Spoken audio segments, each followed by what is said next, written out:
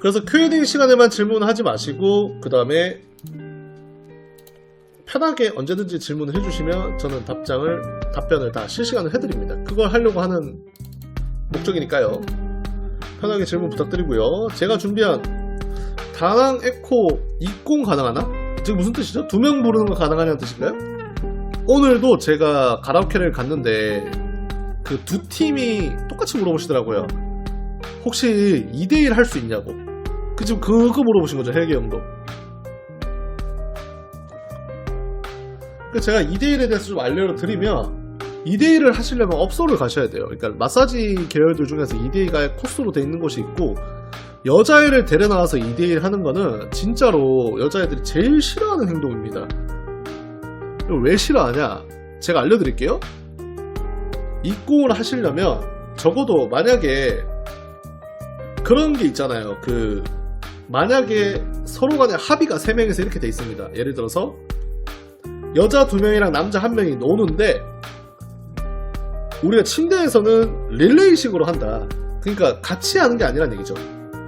그러면 애들이 어느 정도 수긍을 하는 경우가 있습니다. 릴레이식. 너 그리고 나, 너 그리고 쟤. 너가 아니죠. 나 그리고 A, 나 그리고 B 이렇게 릴레이식으로 하겠다 하면 여자애들이 어느 정도 수긍을 하는 케이스가 있는데 이게 우리가 남자의 로망처럼 3개의 섬을 하자고 하면 여자애들이 기겁합니다. 기겁하는 이유가 한 2-3가지가 있는데 첫 번째 뭐가 있냐? 친구 사이더라도 서로를 믿지 않아요. 얘네들은. 릴레이로 하면 그래도 합의점이 좀 괜찮은데 친구잖아요. 예를 들어서 이런 거는 괜찮아요. 여자애들을 가라오케에서 2명 앉혀가지고 너 릴레이 하자 이것도 안 되고 아는 여자애가 있어. 아는 여자애가 있는데 얘기를 합니다. 야 우리 같이 술 먹고 릴레이로 하자. 나는 여러 명이서 노는 게 좋아. 아는 여자애한테는 딜을 걸면 걔가 친구 사진을 보내줄 겁니다. 그 정도는 괜찮은데 모르는 여자 가라오케 또는 에코를 둘을 불러서 릴레이 한다? 하면 집에 갑니다 그냥. 얘네들이 3개의 섬은 아예 생각도 안하고 릴레이도 굉장히 수치스러워요. 수치스럽다기보다는 서로를 질투도 질투인데 안 믿습니다. 친구끼리도 안 믿어요. 그래가지고 지도 가라오케 하면서 지도 에코 하면서 얘가 어떻게 놀지 몰라서 나는 못하겠어요 이런 소리를 해요.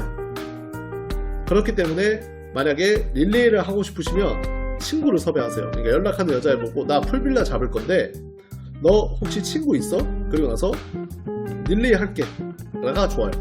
생판 모르는 애들 부르면 사고 납니다. 하노이 발렌타인 바카스 둘 중 고르자면 수지는 어디가 좋을까요? 바카스가 당연히 좋죠. 물량 자체가 차이가 한 5배 정도 차이 나는데 하루 뭐 5배까지는 아니더라도 발렌타인 한 30-40명 나온다 치면 바카스 한 100명 나오니까 그래도 머릿수가 많은 게 확률이 높아지겠죠. 병원 링거 사진 보내면 믿어야 할까요? 링거 사진을 받아본 형님들이 꽤 있으시지 않나요 혹시? 하노이 레드는 그냥 보도 노래방이죠. 내년 1월 13년 만에 하노이 가는데 한정 금은방 또는 뭐 공항에서 하셔도 되고.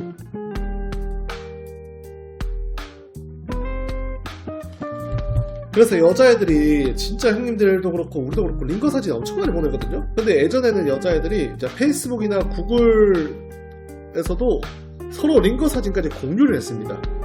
요새는 그래도 애들이 욕을 하도 먹으니까 링거랑 지 얼굴이 살짝 나오게 찍더라고요. 근데 이제 지 얼굴 나와도 이게 오늘인지 어젠지 내일인지 몰라서 형님들께서 영상통화를 걸어보시기도 하는데 일단 기본적으로 저는 이렇게 생각을 합니다. 제가 주변에 진짜 베트남 애들을 봤을 때 일단 기준선 자체가 일반인들은 링거를 맞을 일이 없어요.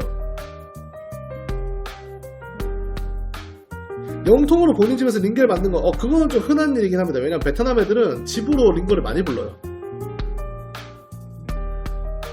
그게 좀 병원보다 훨씬 싸니까 많이 하는 거니까 그게 뭐 이상할 건 없고요.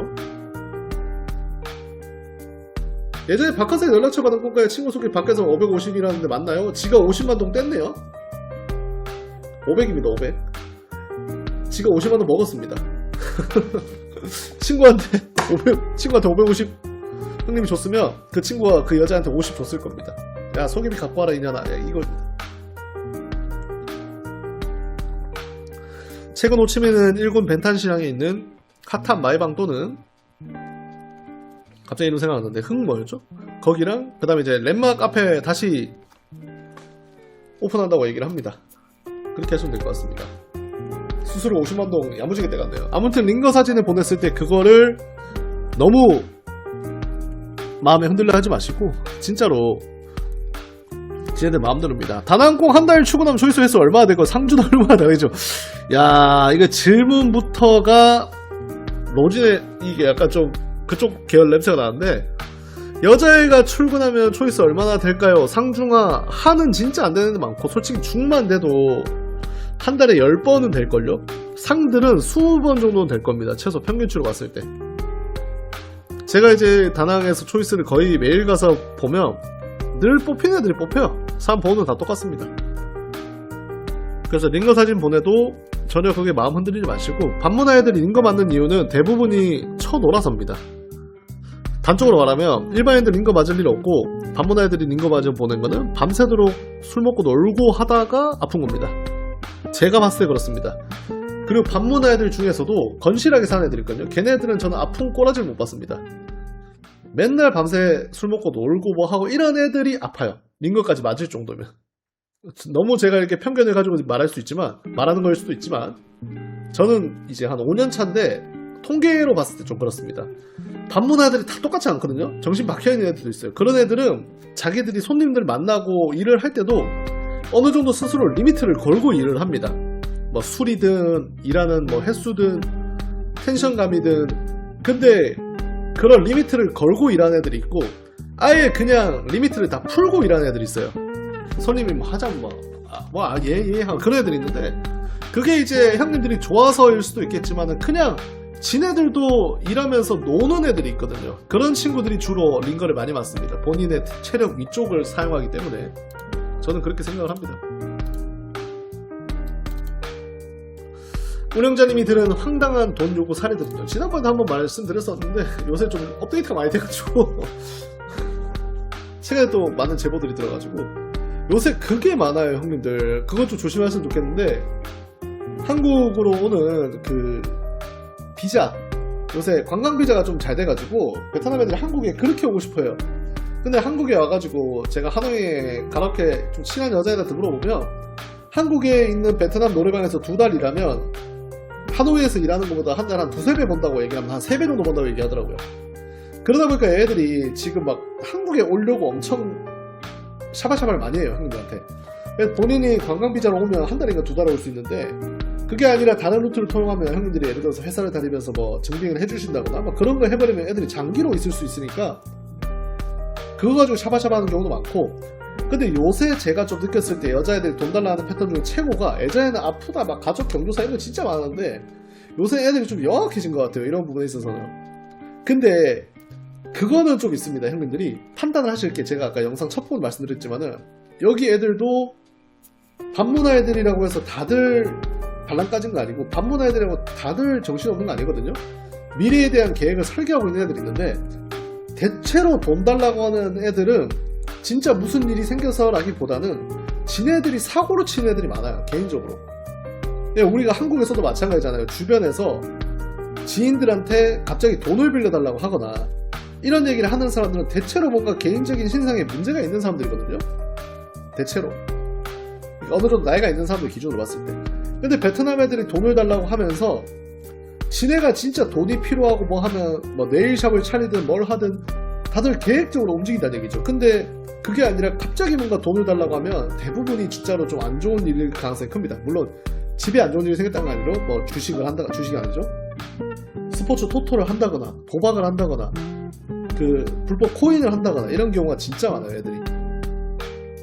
여자애들이 가라오케 일하는 애들이 축구도 하나도 모르면서, 저는 그것도 많이 봤어요. 여자애들이 막 영통을 해요, 저한테. 영통 잘 안 받으니까 뭐 하냐고 물어보면 축구 본대요.